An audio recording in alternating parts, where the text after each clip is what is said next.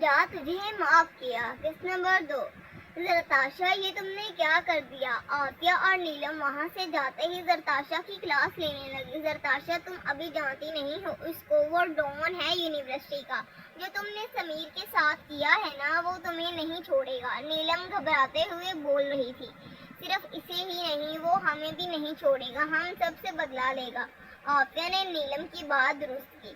अभी वो दोनों बोल ही रही थी कि नाजिया भी वहाँ टपक पड़ी। जरताशा, ये तुमने क्या कर दिया। तुमने मेरी पानी वाली बोतल समीर के सर पर उलट दी। अब वो मुझे भी नहीं छोड़ेगा।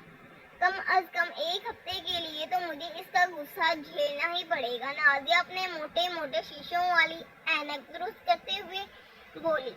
ओ बीबी, बस कर दो, तुम मेरा दिमाग खराब मत करो। पहले ही मेरा दिमाग खराब हो चुका है। जरताशा कुर्सी पर बैठते हुए बोली। तुम जानती नहीं हो समीर गुज्जर को, वो डॉन है इस यूनिवर्सिटी का। नाजिया भी इसके साथ बैठते हुए बोली। डॉन, बस करो तुम तीनों, ये समीर नाम का किस्सा बंद कर दो, बस बहुत हो गया। डॉन नहीं, गुंडा है वो, लोफर कहेगा। इतनी लंबी लंबी मूछें, लड़कियों की तरह लंबे बाल रखे हुए हैं, ऊपर से हर वक्त लफंगों की तरह इसकी शर्ट और कमीज के बटन्स जब देखो खुले होते हैं। ऐसे होते हैं मर्द। मुझे ये मर्द कम, हिजरा ज्यादा लगता है। दिल करता है अपनी चूड़ियां पहना दूं उसे। समीर गुज्जर की निस्बत समीरा गुज्जर ज्यादा अच्छा लगेगा इसका नाम। हाँ, यही नाम होना चाहिए था इसका, बड़ा आया प्रपोज करने वाला। अगर लाला को पता चल गया ना, तो इसके हाथ पैर तोड़ के इसकी भैंसों के पास छोड़ आएंगे इसे। वो तीनों पत्थर बनी जरताशा का समीर के नाम के राजी तहसीन सुन रही थी। कुछ दिन पहले मेरी तरफ दोस्ती का हाथ बढ़ाया था इसने, जो मैंने कबूल नहीं किया, तो अब ये नए तरीके ढूंढ रहा है मुझसे दोस्ती करने के। जब जरताशा चुप हुई तो वो तीनों हंस हंस कर लोटपोट होने लगी। दोस्ती करने के लिए नहीं, घर बसाना चाहता है समीर गुज्जर तुम्हारे साथ। क्या कह रहा था वो। हाँ, मेरे साथ मेरे गांव चलोगी जरताशा, मेरी भैंसों को नहलाओगी, मेरी भैंसों की भाभी बनोगी। हा हा हा हा।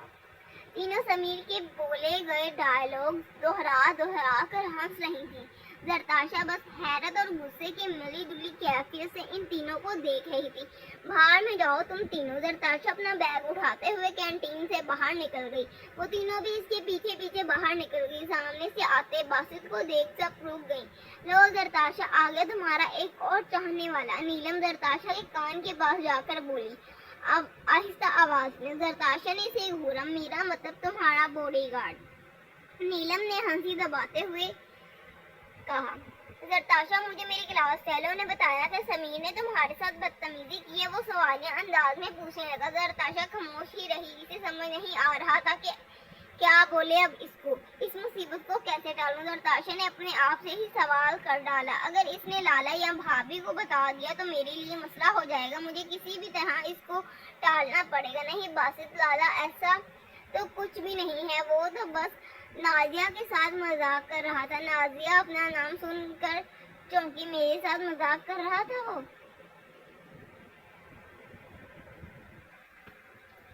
नाजिया ने जरताशा के कान में कहा। जरताशा ने इसे घूरा और चुप रहने का इशारा किया। बासित दोनों की तरफ देख रहा था और मामला समझने की कोशिश कर रहा था। जरताशा, अगर कोई मसला है तो मुझे बता सकती हो। हाँ, ताकि तुम भाभी और लाला को बता सको। जरताशा आहिस्ता आवाज में बोली। क्या कुछ कहा तुमने।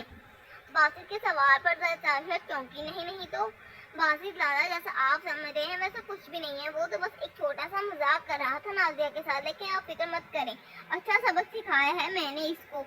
आइंदा ऐसी गलती दोबारा नहीं करेगा वो।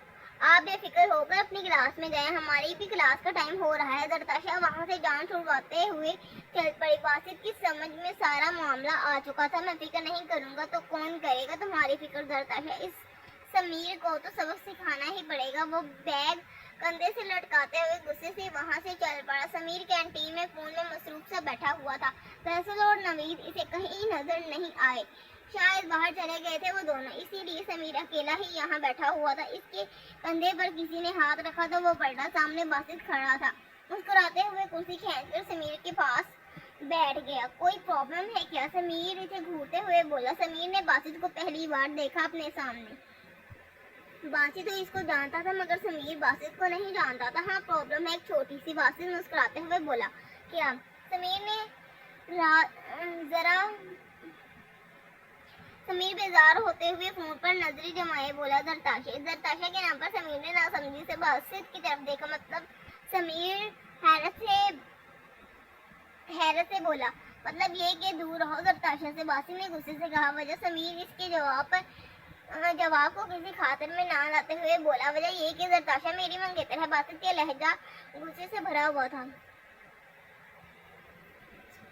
समीर हंसने लगा। अच्छा, तो तुम बासित लाला हो दरताशा के। समीर की हंसी जहर लगी बासित को और इसके अल्फाज कांटे की तरह चुभे इसे।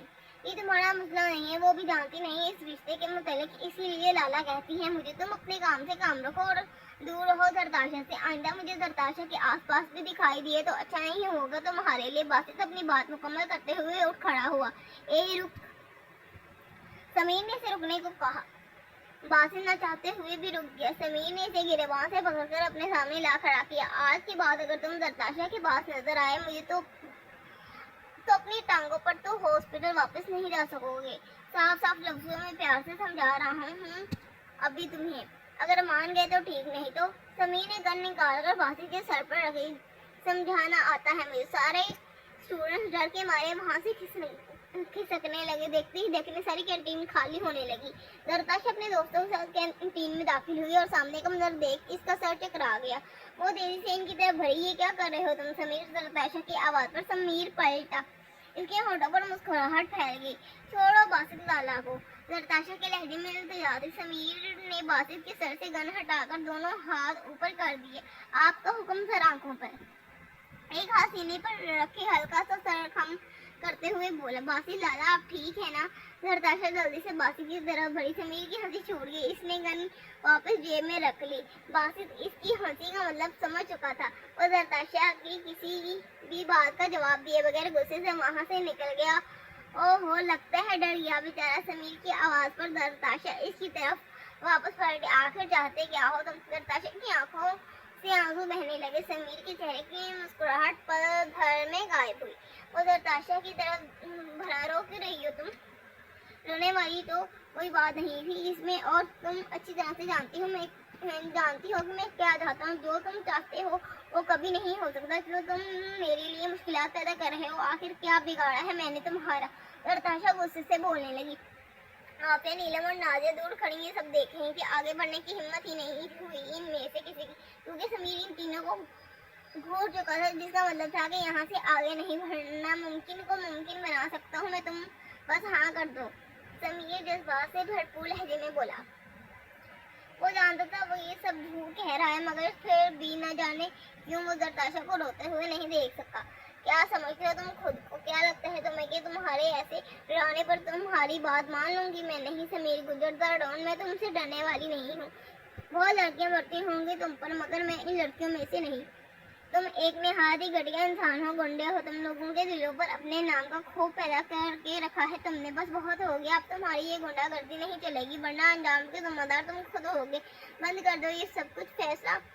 सब मेरा फैसला नहीं बदलने वाला है। अंजाम की फिक्र नहीं है मुझे, अपने फैसलों से पीछे नहीं हटता मैं। और रही बात तुम्हारे फैसले की, तो तुम्हारा फैसला मेरे हक में ही होगा। आज नहीं तो कल ये मौजूदा जरूर होगा। ऐसा कभी नहीं होने वाला मिस्टर समीर माइरेट। तुम एक गुंडे हो और एक गुंडे के साथ जिंदगी नहीं गुजारना चाहती। अगर मैं कहूँ कि मेरे लिए खुद को बदल लो तो क्या कर सकोगे ऐसा? अपने बाल कटवा दो, ये मूछें भी कटवा दो, ये गुंडागर्दी छोड़ दो। बोलो, कर सकते हो ऐसा? दरताशा समीर को चैलेंज करते हुए बोली। समीर बस हक्का बक्का से दरताशा को बोलते हुए सुन रहा था। नहीं कर सकते ना, बस निकल गई सारी अकल। बड़ी बड़ी बातें करना आसान है, लेकिन इन पर अमल करना बहुत मुश्किल होता है। तुम ना एक काम करो। दरताशा ने अपनी चूड़ियां उतारते हुए समीर के हाथ पर रख दी। तुम ये चूड़ियां पहन लो, क्योंकि तुम इसी लायक हो। बंदूक के नोक पर मर्द बने फिरते हो। समीर के वहम गुमान में भी नहीं था कि सरताशा ऐसा भी कर सकती है। इसने गुस्सा जब्त करते हुए चूड़ियों वाली मुट्ठी बंद कर दी। चूड़ियां टूटकर इसके हाथ जख्मी कर रही थी, मगर इसे परवाह नहीं थी। सरताशा जा चुकी थी। समीर के हाथ से खून के कतरे जमीन पर गिरने लगे।